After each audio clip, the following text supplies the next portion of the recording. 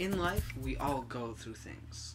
We all have our good moments and our bad moments. In the Bible, there's in a story about, what can happen in those moments. In the book of Ruth, chapter 1, it talks about Ruth and her mother-in-law, Naomi. Now, something bad happens to Ruth and Naomi. They lose their spouses, which means Naomi loses her son as well. They die. Then the land that they live in goes into famine. So they have to leave and go back to Bethlehem. Now, Ruth isn't from Bethlehem, but she's a Moabite.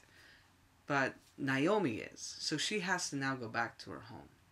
So we see in Ruth chapter 1, at the very end of the chapter, it says in verse 20, and this is Naomi talking. "Don't call me Naomi," she told them. "Call me Mara, because the Almighty has made my life very bitter. I went away full, but the Lord has brought me back empty.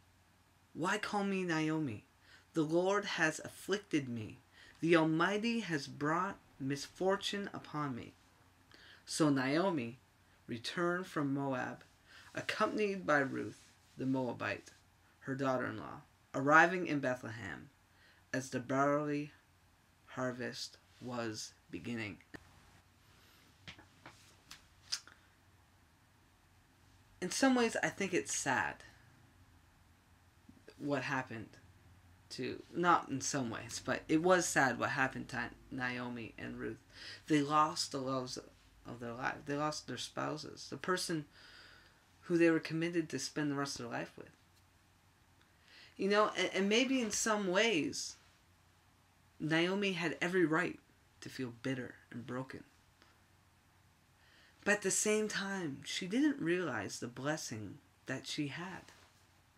You see, when she headed back to Bethlehem, Ruth didn't have to go with her. She had another daughter-in-law who said, "Okay, Naomi, I'll take you up on your offer, and I will release myself from you, and I will do my own thing." But Ruth said, "I will stay with you. I will stick with you." And went with her. In life, we always have people who are with us. Sometimes we miss that. Sometimes we miss the fact that there's people walking with us even through our hard times. And I know it doesn't change how hard a moment is. But Naomi has an option. She has a choice. She can choose to let her circumstances overwhelm her, or she can choose to overcome them. I remember reading a book by Bill Hybels when I was in Bible college. It's called Who You Are When No One's Looking. And in the chapter about vision, it talks about two men who are in a prison.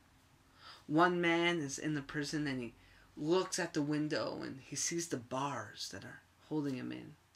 The other man who's in the prison, same person, looks at the window and looks past the bars to see the stars, to see the possibilities, to see the things that might come to be. I don't know what you're going through today. There's so many things that go on through our lives, especially in this economy, right? We could be suffering from losses of jobs or barely making ends meet, trying to feed our families. We could be struggling with a physical ailment. We could have some emotional or mental problems going on. But it doesn't change who God is. And we have a choice in those moments, like Naomi, to say, "Hey, I'm going to choose to be bitter and not realize the blessings that I have around me. Or I'm going to choose to not let my circumstances define me, and I will rise above them. I'm not going to look at the prison bars, but I'm going to look past and see the stars." And as a Christian, I think it's really important in those situations to focus on the fact that we have a sovereign God who's always in control. We may not always see it. We may not always understand it. but he's in control. The Bible has lots of different examples of this. We have Joseph, who God gives him this amazing dream about what's to come. He shares it with his family, and they reject it, and they reject him in a lot of ways. His brothers go as far as to beat him up, leaving him to dead. Luckily, some of them had a tiny bit of a conscience, and they didn't leave him for dead, but instead sold him into slavery. Life seemed pretty hard at that moment.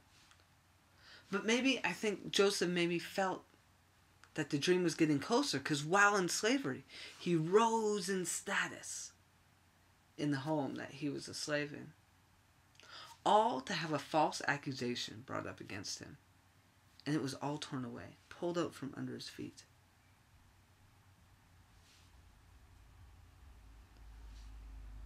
Then he goes to prison.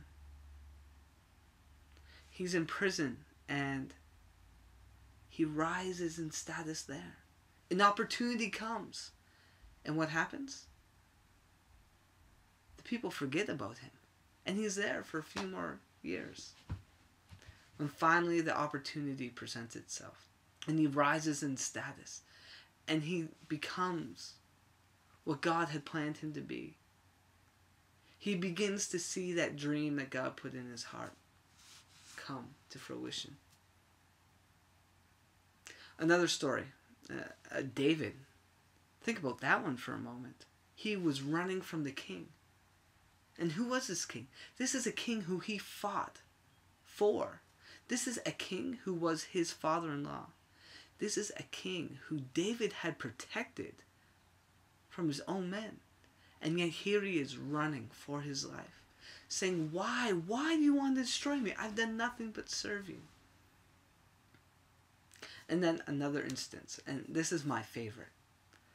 It's my favorite book of the Bible. You'll hear me reference this repeatedly. And it's Habakkuk.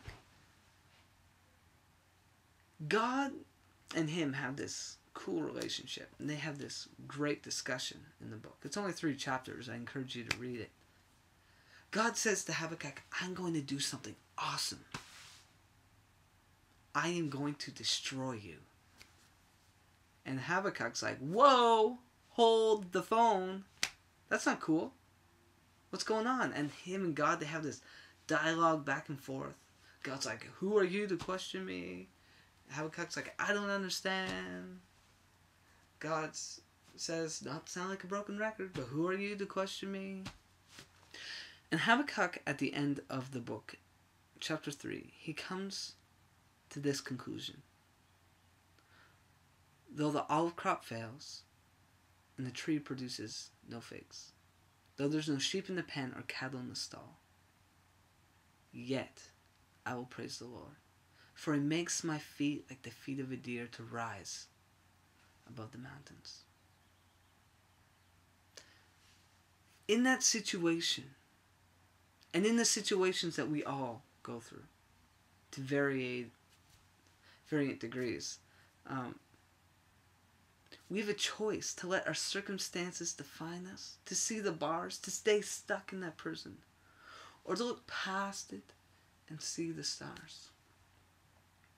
To go back to Naomi and Ruth, it's interesting because, Ruth meets a guy. She gets married, and they have a child. Naomi has had no one. But yet here's Ruth, who stuck with her.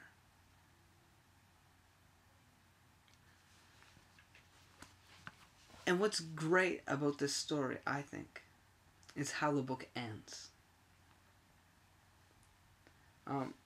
Verse 13 to 17 in Ruth chapter 4. It says, So Boaz took Ruth, and she became his wife. When he made love to her, the Lord enabled her to conceive, and she gave birth to a son. The women said to Naomi, Praise be to the Lord, who this day has not left you without a guardian redeemer. May he become famous throughout Israel. He will renew your life and sustain you in your old age. For your daughter-in-law, who loves you and who is better to you than 7 sons, has given him birth. Then Naomi took the child in her arms and cared for him. The women living there said, Naomi has a son. And they named him Obed. He was the father of Jesse, the father of David. The great thing is that Naomi didn't totally give up. She may have been bitter. But that bitterness didn't help her. Why? Because God had a blessing for her in the end. She found out the person who'd stick closer to her. Her daughter-in-law, Ruth. And I just hope that she wasn't too bitter to see the blessing that she had. Not just Ruth now, but the fact that she could now hold this blessing in her arms. Obed. And it wasn't her, unfortunately, who it records, who recognized this. I would hope and I would assume that she did because she cared for the child. But it was the other women who said, Naomi, you are blessed beyond all of us because you have a daughter-in-law who's better than 7 sons. And now she has blessed you with a grandchild. Again, I don't know the things you go through today, the things that you're struggling with, the things that are going on in your life. But don't become bitter, because you never know when the blessing's going to come in your arms. You never know when God has something in store for you.